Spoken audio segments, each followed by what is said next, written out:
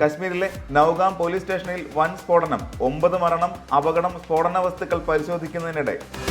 Palathayi പീഡനക്കേസ്, BJP നേതാവ് പത്മരാജനെതിരായ ശിക്ഷാവിധി ഇന്ന്.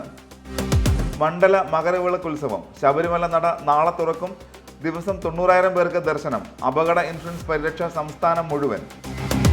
വിവാദങ്ങൾക്കിടെ തിരുവിതാംകൂർ ദേവസ്വം ബോർഡ് പ്രസിഡന്റായി K. ജയകുമാർ ഇന്ന് ചുമതലയേൽക്കും. ശിവപ്രിയയുടെ മരണം അണുബാധയ്ക്ക് കാരണം സ്റ്റെഫൈലോകോക്കസ് ബാക്ടീരിയ. അണുബാധ SAT ആശുപത്രിയിൽ നിന്നുണ്ടായതെന്ന് പറയാൻ കഴിയില്ലെന്ന് വിദഗ്ധ സമിതി റിപ്പോർട്ട്. ചെങ്കോട്ട സ്ഫോടന കേസ്, അറസ്റ്റിലായ ഡോക്ടർമാരുടെ രജിസ്ട്രേഷൻ റദ്ദാക്കി. ജനാധിപത്യത്തെ ദുർബലപ്പെടുത്തുന്ന ശക്തികൾക്കെതിരെ പോരാട്ടം തുടരും മല്ലികാർജുൻ ഖാർഗെ. കർണാടക ബാഗൽകോട്ടിലെ കർഷക സമരം, തീയിട്ടത് 96 ട്രാക്ടറുകൾക്ക് 350 ടണ്ണോളം കരിമ്പ് കത്തി നശിച്ചു.